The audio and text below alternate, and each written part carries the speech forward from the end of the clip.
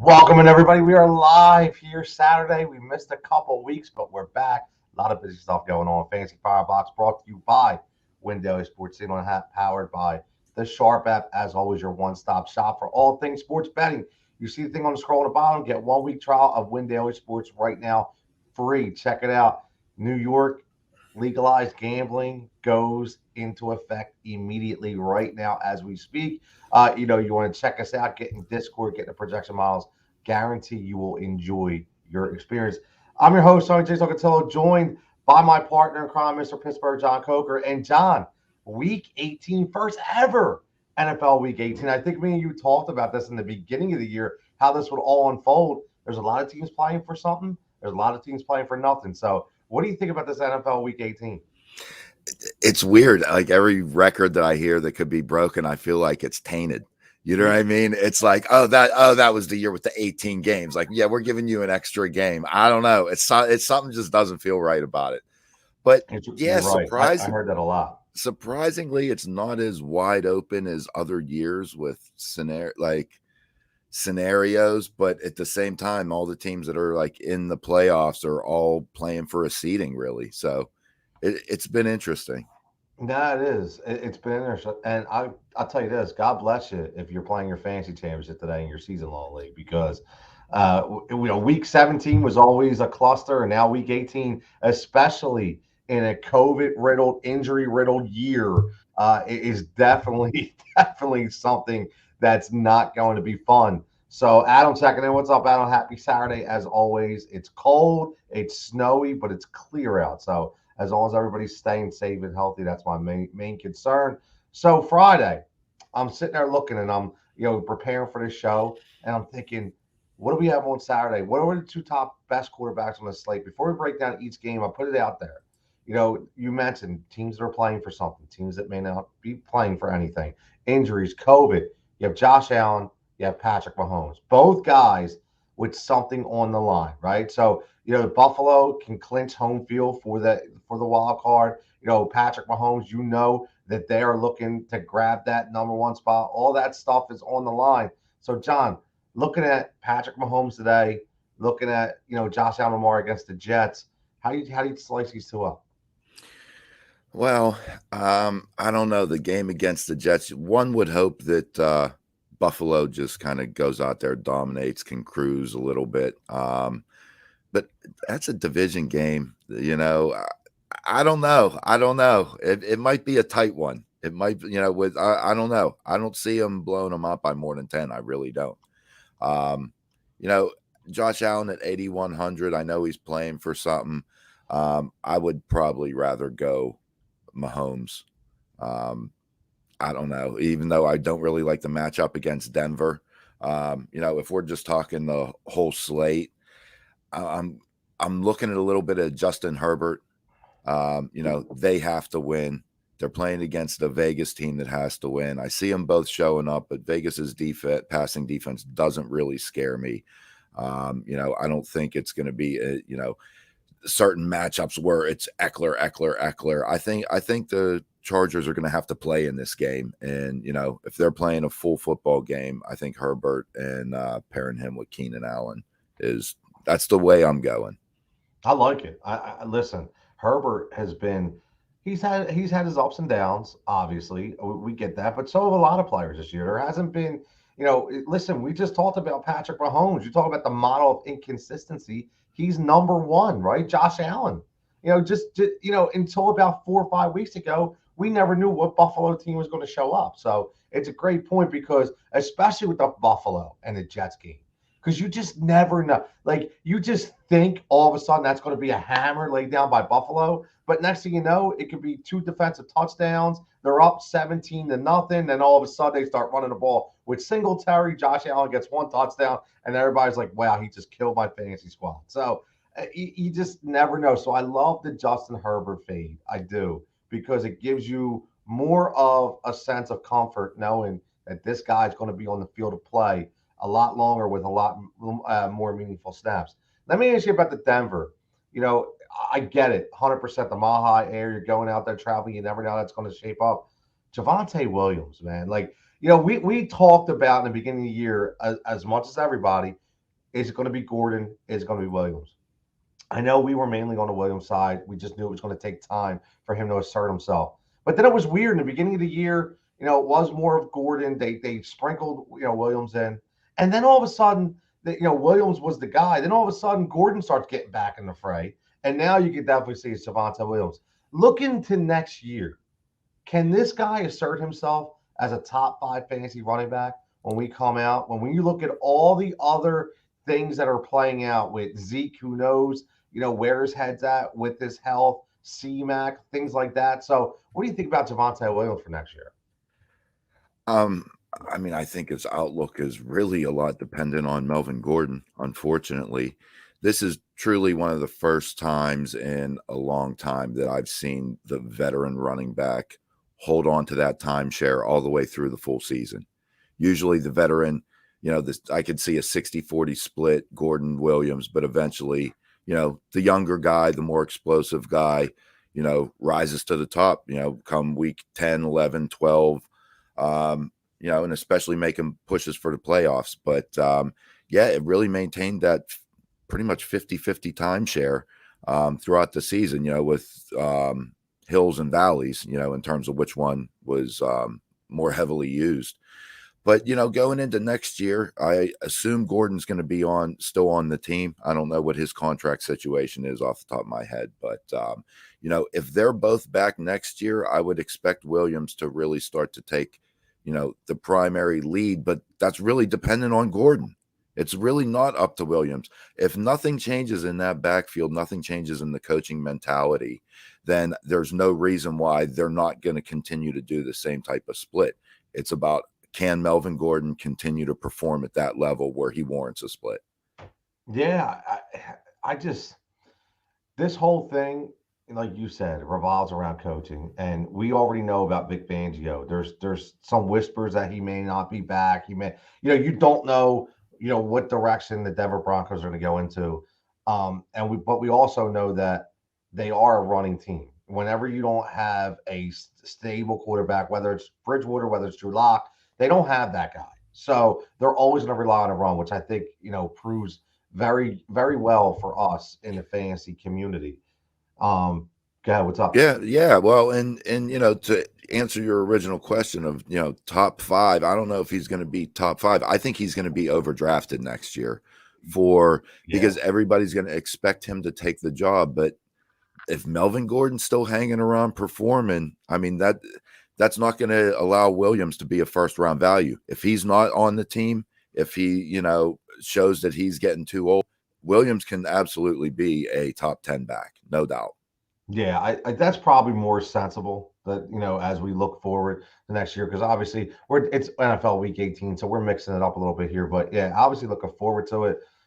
He 100% confident as a top 10 back. We just maybe slips into that top 5 depending on, landscape changes, coaching changes, injuries. You never know. Our buddy Bill checking in and saying tight end position has been up and down because it seems teams are being used as blockers. You don't see a lot of double tight end sets. I'll tell you what, with the tight end this year, it's been very disappointing. Very disappointing. I mean, we talked about a lot of guys in the offseason, that we're going to have these fantastic years. And this year just hasn't happened. I mean, you just look at this week, specifically, look at a guy like Dawson Knox, who everybody was, oh, gotta get this chance with Dawson Knox. And then he gives you a fat goose egg last week, right? So the tight end position this year is a crapshoot, man. I mean, it's almost like a streaming option. I mean, I was big on Tyler Higbee coming in, Mike Gesicki. I mean, John, honestly, if you look at this landscape and you take everything in consideration, right? Everything. Well, what's going on in Kansas City with the inconsistencies? We look at Mark Andrews. Okay, great. But the inconsistency of quarterback, whether it be Huntley, whether it be Lamar Jackson, Gronkowski, is he hurt? Is he healthy? George Kittle, the inconsistencies of quarterback. Dawson Knox, same thing. Waller, you talk about him. Is he healthy enough? He's supposed to be coming back, but still, what's going on out there? Kyle Pitts, up and down. And the reason why I went all those names, because I get the 2 guys, John, that I think have closed out this season as number 1 options, and that's Hunter Henry and Zach Ertz. 2 guys that I think you can rely on going into Week 18 and beyond, man. What do you think about that? especially Zach Ertz. Zach Ertz, I've been riding him week after week after week. If he played the whole season with the Cardinals, he would be a top 5 tight end. No question in my mind. He's really been one. Truthfully, I think he's the favorite target of Kyler Murray. You look at, game to game, you really don't know who's catching the balls, but Ertz has that solid floor. You don't know if it, even when Hopkins was, barely playing, but it was AJ Green, Christian Kirk, Rondell Moore. Then you got James Conner catching balls out of the backfield, but Ertz was the one that was steady, that, really didn't see those, those bad games or whatever. Yeah, you're completely right. Even on the top guys haven't necessarily had the consistency, but I'm more surprised in that second group, the Gesicki's, the Higbees. Yep. I thought I would have expected a more consistent floor, making sure that, all right, every week they're at least getting, 6 targets, 4 catches, 40 yards, throwing a touchdown every other week. You end up, good enough for where you're drafting them. But yeah, that one week, Gesicki and there was another tight end that both put up donuts in the same week. I forget who it was, like back in week 8 or something. But yeah, and I was not high on Knox. I thought he was playing over his head before he got injured. And this is truly the Dawson Knox that I expected at the beginning of the year. Well, you know what's funny with Dawson Knox is it's so true, because last year when you had Tyler Croft and you had Dawson Knox, it was like back and forth. One week, even throw Lee Smith into the mix, right? Somebody was catching that cheap red zone touchdown and everybody was hyped up. They're more of a DFS play. That's when you get right. You're doing your DFS lineup and you have an extra little bit of money left and you throw that tight end hoping he scores. But for a streaming option in full time fantasy for season long, it's tough, man. It's really tough. Andre checking in. What's up, Andre?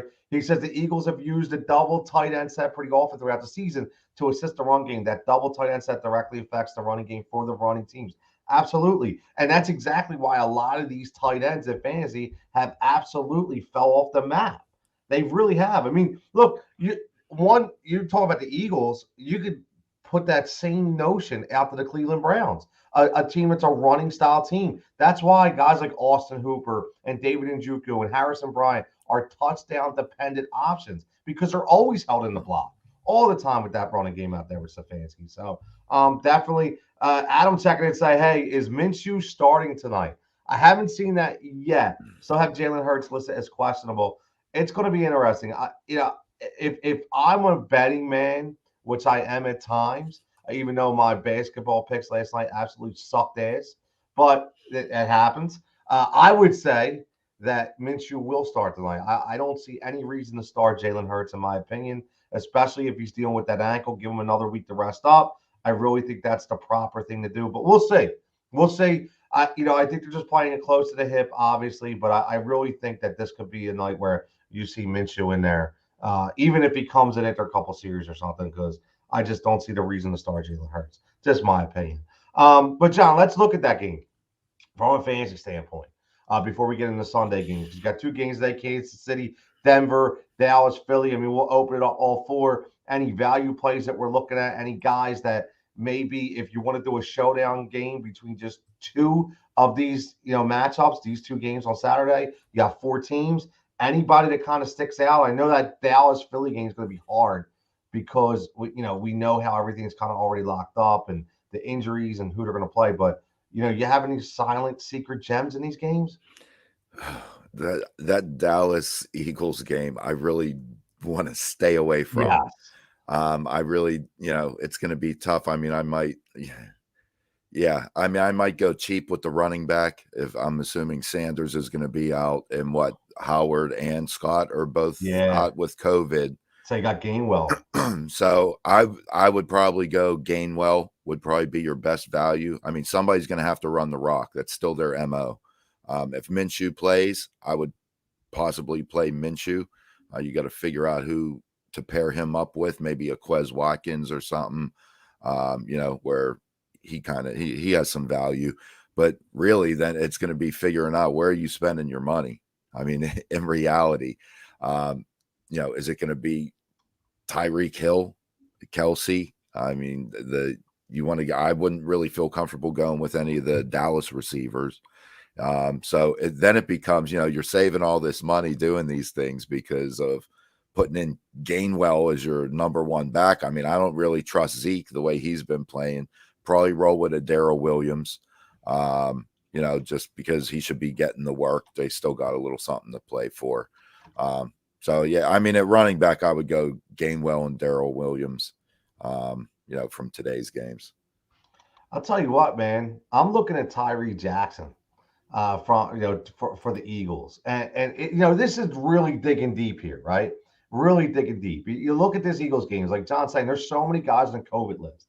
They're still going to have to play the game, right? They're still going to play meaningful snaps, and especially in a game that could be absolutely meaningless. They're going to be out there playing for a job next year, right? This is what happens. And again, these are the kind of values that you can find. I mean, listen, Gardner Minshew, like John said, 5,400. I mean, that could be definitely a guy that you look at, right? And I'll give you another guy that, again, because of what's going on, you got Greg Ward. And this could be a Greg Ward kind of game, right, for the Philadelphia Eagles, especially if Minshew plays. Minshew plays, he's going to be looking at Greg Ward a lot. I'm telling you right now, he's going to be looking at him a lot. And this could be that secret play between him or Tyree Jackson that could actually give you the upper hand because, again, John knows this, I know this, and you as the fantasy player knows this, low ownership players that are very low risk and very high reward to give you the ultimate value is how you win your GPP game. This is how you do it. So you got to look at these guys. Don't turn your blind eye and say, I'm not touching that game. Look at the kind of values that could kind of come out of that game. Season long is different. I'm not recommending you start anybody in your championship right now from this game. But if you're talking DFS and you're talking a standard GPP game or a tournament play, these are the kind of guys you look at. Now let's go into Sunday because that's obviously where the meat of the games are going to be. I'll tell you what. Number one, I love having Saturday football. It is a thing of beauty, especially on a Saturday night.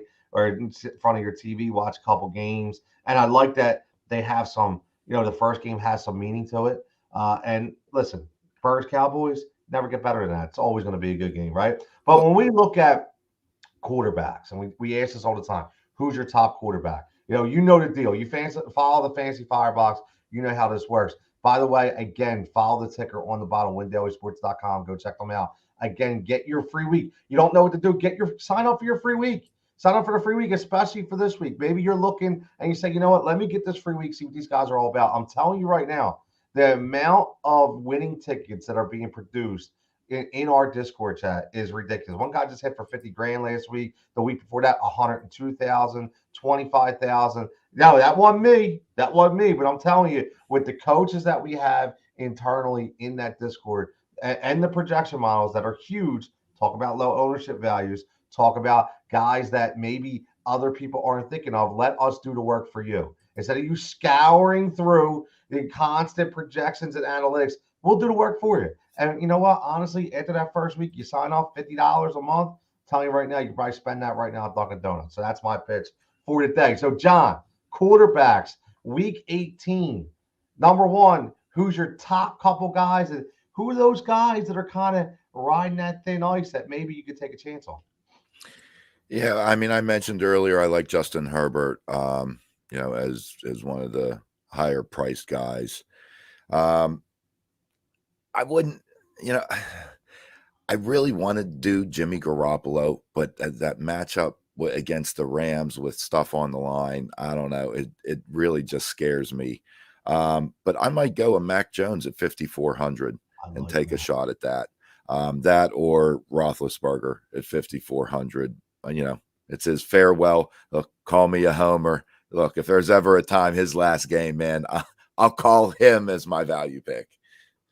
I listen. I love Mac Jones. I do. I really, really like. I like Mac Jones a lot.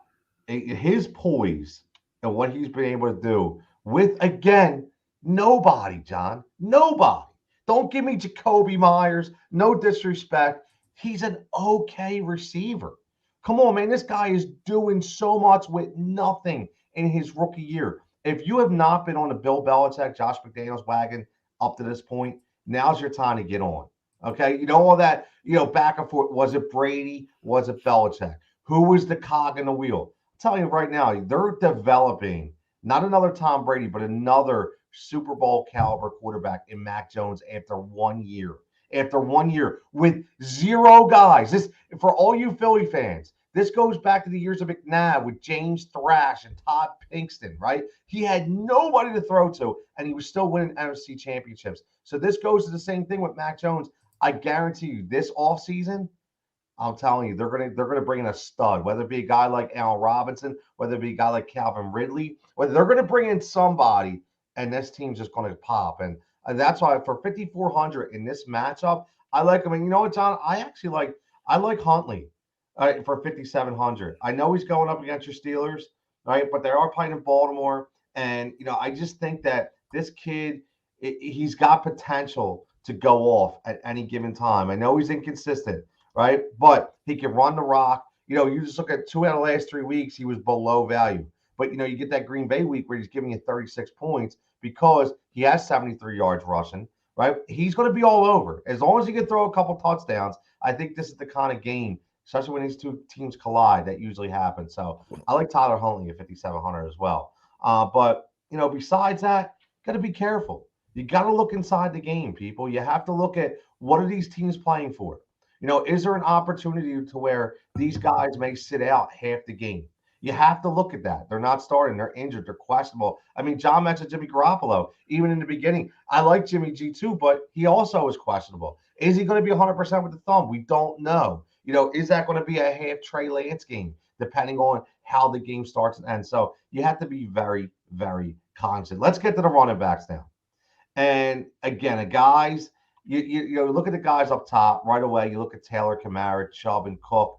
Out of those, John, those top guys, because again, we still have no Joe Mixon this week. We have still no Derrick Henry. There was possibilities that he would be back before, but because they've essentially locked everything up, he's probably going to rest up for playoff time as long as he can get back. But out of those four, Taylor, Kamara, Chubb, and Cook, who's that number one guy you're looking at? Yeah, I think the Cleveland Browns are going to lay down today. I really don't like Chubb, even though I liked him all year long. I mean, can I go with Eckler? You want to go with Eckler? I think I would probably go Eckler, or I would go Kamara. I think, if you give me the choice of those guys, I don't know. I feel like he's going to play. I don't know. I'm not feeling Dalvin Cook. I don't know. It might be a little bit of a Madison splashed in there more. It could be. It could be. You never even you honestly don't know. That Mike says, how can a guy with 5 receptions this year be 3,300? It's Mike. It's all about the way it pans out. Seeing that they know that he's probably going to be used a lot more. Because of the meaningless of this game, because of what's going on with the quarterback position. There's so many things to play into, but always remember, these guys are so much smarter than we are, right? I always say that. So if you see that number approach a different level, it's because they think that this cat's going to go off. Now, obviously, the odds are that they will, but there is it's like a 75-25 split, right? Do you want to go against the book, or do you want to stay in your own mindset? It's up to you. But that's why the guy's on there. He says, can you get a list of high-priced top 10 quarterbacks so we get an idea if you have that graphic available? I'll share the screen in a minute as we're talking about running backs, Mike, so we can keep flowing. I'm sorry about that. I should have done that with the quarterbacks. Adam checking in. Would you guys go Le'Veon Bell or Melvin Gordon? That's a good one, John. That's a good one. I might go Lev Bell. I'm going Melvin Gordon. Oh, okay. I like this. I man, I don't know, man. You trust in Melvin Gordon? You like Melvin Gordon that much? It's not that I like Melvin Gordon that much. I mean, I don't know. How much work is Bell going to get versus Keyshawn Vaughn? That's my big thing. And truthfully, Bell is not that good anymore. I mean, in all honesty, think about the last time he was actually good. He was with Pittsburgh. He sat out a year. Then he went to the Jets and did nothing. Then he went to the Chiefs and did nothing. Now he's 4 years out from his last good season, and he hasn't even looked good. So I'm sorry, I'm going Melvin Gordon. He's still getting work, and that's what I'm sticking with. Listen, I like Melvin Gordon. I do. I still think this is going to be the Javonte Williams show. I still think it's going to be the Javonte Williams show. I definitely think that. So look at that. We'll do it on a split box. Look at the split box going here. We'll go on a split box here for mine. I know it's tough here, but when you look at this as a whole, again, we talked about guys that may not produce because it's week 18. But I got to look at David Montgomery, right? I got to look at David Montgomery this week. Even though he only had 64 yards last week, he had double touchdowns. And I'm looking at that matchup, Chicago, Minnesota, and I'm looking at that's going to be a high scoring event between these two teams. I really like Montgomery. He's turned it on the last 3 or 4 weeks, exactly, like he did last year. Like we all thought. We expected him to be that guy. He wasn't. Then he got injured, but now he's actually doing the same thing at the end of the year this year that he did last year, which is amazing. But John, what about Rashad Penny? Rashad, and here's Rashad Penny is really close to being on the Jigsaw DTM list because Rashad Penny won me my first week, and then the second week of playoffs he gave me nothing, and then last week when I could have been playing, he blows up again. So what do you think about Rashad Penny at Arizona against that defense? I like him. I have the two guys that I think are on teams that are out of it, but are still going to play, or at the running back position. I think Rashad Penny's going to get a full run like a regular week, and I think David Montgomery, same thing, is going to get a full run like a regular week. Don't know why. That's my gut feel when I scan through the running backs. Those are two guys that I feel like, look, the teams may not have anything to play for, but they're not sitting these guys. No, I completely agree with you. I mean, there's a lot of guys that no matter what are going to play. I don't care what anybody says. They're no matter what they're going to play, and you have to look at in the running back position. It's up to you if you want to pay up. I say this all the time. Do you want to pay up for a Jonathan Taylor at 9,300? Do you want to pay off for Alvin Kamara at 8,300? Are you trusting a Nick Chubb at 7,900? I'll be honest with you. I don't know if I could trust any of those guys, possibly Jonathan Taylor, because he's been an MVP. But besides that, I think there's so much value that's $2,000-$3,000 less when we're talking about David Montgomery for 68, when we're talking about Rashad Penny at 6,500. How about a Devin Singletary at 6,000? They've been leaning on Devin Singletary. This is a great Devin Singletary game. We just talked about in the beginning about Josh Allen, about possibly that game get a little out of hand against the Jets. What are they going to do? Run the ball, establish the run, buy time, milk the clock, get those goal line carries to Devin Singletary. So, I mean, again, 6,000 could be your 9,000 back for $3,000 less. You could parlay that over into the running back, or into the wide receiver position, and then you're good to go. Going down that list, John, I don't know if there's anybody else that kind of stands out to you. Maybe a Hilliard, for Tennessee going up against Houston. Maybe again he got a touchdown at the end last week because that game got out of hand. This could be the same kind of style play this week. You look at him at 5,200, could be a possible play. There's a Lev Bell at 5,000. How about Michael Carter at 5,000 for the Jets? We talked about him a lot in the preseason. We talked about Michael Carter being a really good running back that on a bad team, garbage yards. Couldn't this be the week where he gets some more garbage yards? Yeah, if he could not get concussed.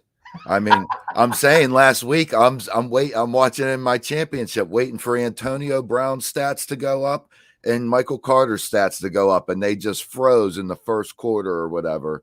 So we all know the whole AB saga, but yeah, I like Michael Carter a lot. I was rolling him out there in my flex in a 14-team league. Yeah, I mean, when he's out there, this was the anti-Javonte Williams. It was Tevin Coleman and Carter, just like it was Gordon and Javonte Williams. So if anything, I would have expected the opposite to happen, where Javonte took over the majority on Gordon, and Carter may have been used more in a passing situation because nobody thought he was going to be a workhorse back.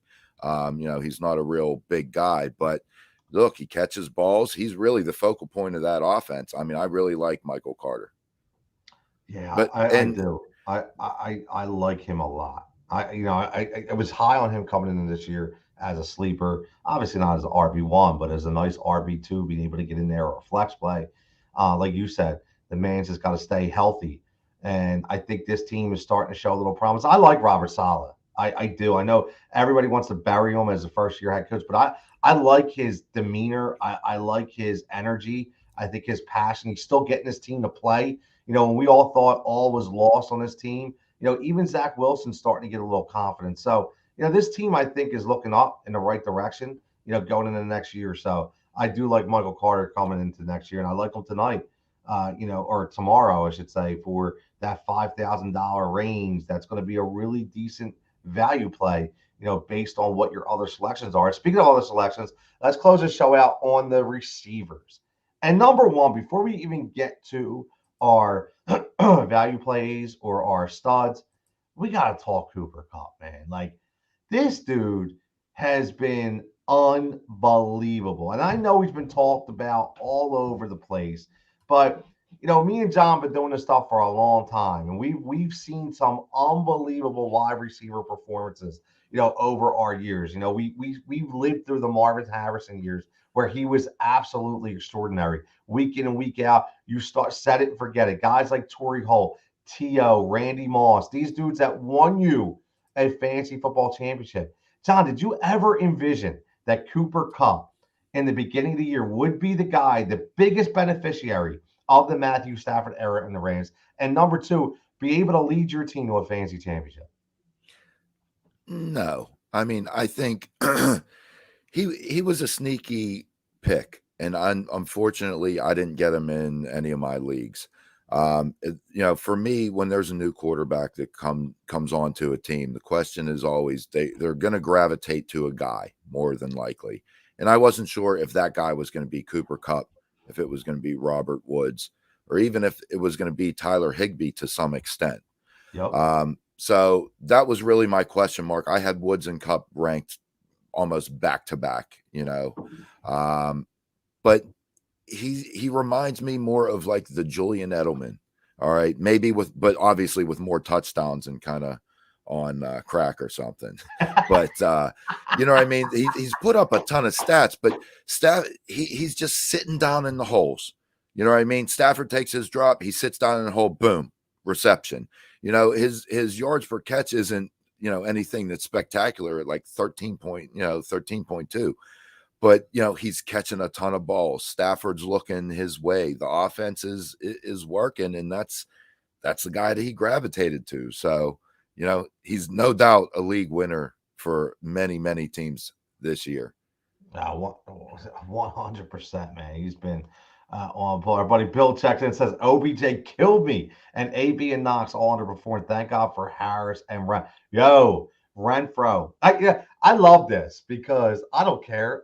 Jigsaw loves pat himself on the back. John knows that, and I don't. I'm not afraid when I'm wrong, right? But I was hyping Hunter Renfro up all off season.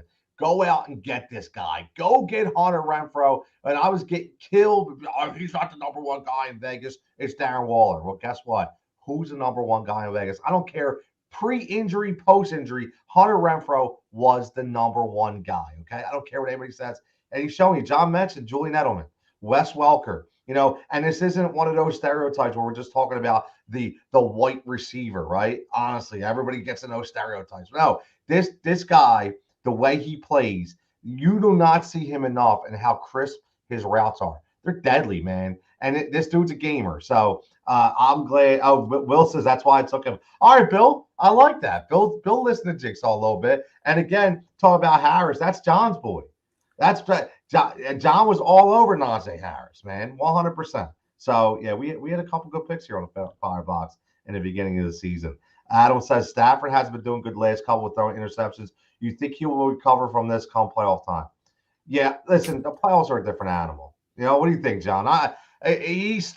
He's always been that kind of guy. He's been a little careless with the ball, but you win in the playoffs by running the rock. That's how you win. So I think they'll hone in the throws a little bit more. That'll help it be more efficient. What do you think, John? Stafford's a rookie to the playoffs. Dude's been in the league for like That's 14 years, that's true. never Detroit. played a playoff game. I have no idea. I have no idea. When things were going good, like through the season, it was carefree, it was easy. You know, he's had a couple off games the last couple weeks. You know, it's a game that they need to win. I mean, I don't think in fantasy you have much of an option really. And I'm always by the mentality you stick with the guys that got you there. You know, you don't want to get cute Yeah. in the playoffs or anything. So I'm rolling Stafford out there. We'll see how he performs in the playoffs. You know, this year it'll be interesting. It's going to be. It's definitely going to be. Now let's do this, John. We got 5 minutes left, so we can stop the hard stop. We both got to get out of here. Both got things to do. Family priorities number one. Let's go. Wide receivers, right? Value. Just value plays. Who do we have? Because there's a lot of value, and there's a guy in Detroit in Amon St. Brown. That's another. We talked about before guys that could win you fantasy championships that come on the last 4 or 5 weeks. I was on Win Daily with my boy Sia and Jason last week, and that we were talking about Rashad Perryman, from a couple of years ago, going off and winning people championships. Ron St. Brown could be that same kind of guy. So besides him, John, any kind of value that's sticking out for you, one or two guys in the receiver mold that could really help people out? I mean, cheap guys, I'll give you three guys. Hook it up. One, Let's roll. you started with Huntley. You know, even as a Steeler fan, for whatever reason, I would rather play Lamar Jackson than Huntley. So Wow. well, Steelers have had Jackson has not performed well against the Steelers, and Huntley I think is a really good quarterback, and he can run the ball, and it's going to be you don't have that much film on him. I'm not saying he's going to tear us apart, but where I'm going with that is Rashad Bateman. I think he's going to hit Bateman. You know, now that he's in, so I think at 4,900, I like Rashad Bateman. Number two, I'm going to go his running mate of Renfro. I'm going with Zay Jones. Has really showed up. He's really showed up the past few weeks. He's 4,500. He's been getting the targets 10, 8, 9, 7 past 4 weeks.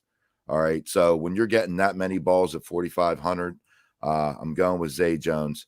And if you want to go super cheap because you spent all your money, I would take a flyer on Anthony Schwartz for the Browns at 3,200. So this is bare bottom. All right. But I don't think they have anything to play for. He's coming off an injury a couple games ago. They really want to give him some run potentially at the at Peoples-Jones sacrifice because they're really the same type of receivers, but he's a deep threat. I could see them getting a run out of him and seeing what he got.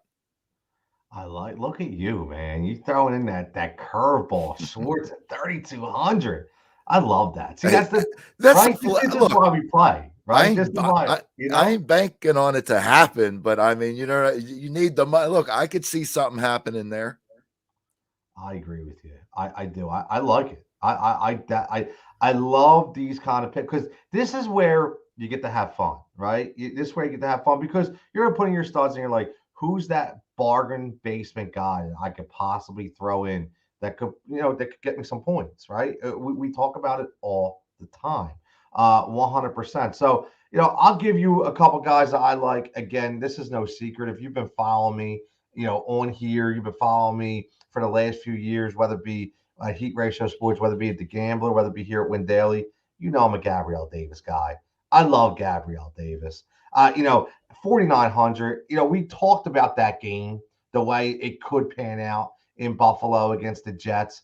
Gabrielle Davis has definitely asserted himself finally as showing he is the better receiver to go to at this point of Emmanuel Sanders' career. There's a lot of things coming in this year about it's going to be Emmanuel Sanders, going to be Emmanuel Sanders. Gabrielle Davis has shown over the last 3 or 4 weeks that he is the guy. And I love it because, listen, this guy has 4 touchdowns in the last 5 weeks, or 4 touchdowns in the last 4 weeks. He has been absolutely electric, and I think it's going to continue today. And another guy I love is, I think this was Adam. Adam was one of our great followers. Me and him talk all the time. He follows all the shows, whether it be on Win Daily, whether it be on Heat Ratio Sports. And he asked me a couple weeks about Alan Lazard. I said, start Alan Lazard. I love Alan Lazard. He's starting to finally turn into that guy that we thought he could be for Aaron Rodgers. 3 out of the last 4 weeks, he's been 15 plus in fantasy points. He's giving you right off the bat, giving you 22 targets in 4 weeks. He's got an average of over 15 yards per catch and 3 touchdowns in 4 games. 4,600 against the Detroit Lions. I don't care who's throwing the ball. Alan Lazard, to me, is an extreme value pick. So listen, that's how you win. That's how you win whether it be your GPP games, your tournament games. This is how you do it. So again, everybody check it in. Win Daily Sports, check it out. Go get your free 1 week right now. Tell them Jigsaw and John sent you. And as always, John, thank you for joining me. I know we do this as much as we can. Really appreciate you being on here. We look forward to, John, the next time they see us here on a Saturday, we're probably going to be talking basketball. Right? Or we'll still keep the playoff fantasy going. Okay, so anybody who wants to check out playoff fantasy, that's still a thing, right? So we'll get into that as always. But NBA will start to reign supreme. If the lockout's ended, it'll be Major League Baseball whenever that has to come around. But like we say, as always, number one, go Birds. Okay, sorry, John, go Birds.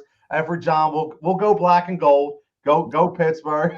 No, it's go Jags. We need the Jags to beat the Colts, and that ain't happening. So it's go Jags. I'll worry about the Steelers-Ravens game later. There you go. Go Jags for John. Go Birds for Jigsaw. Everybody stay safe, stay healthy, and we will see you next week.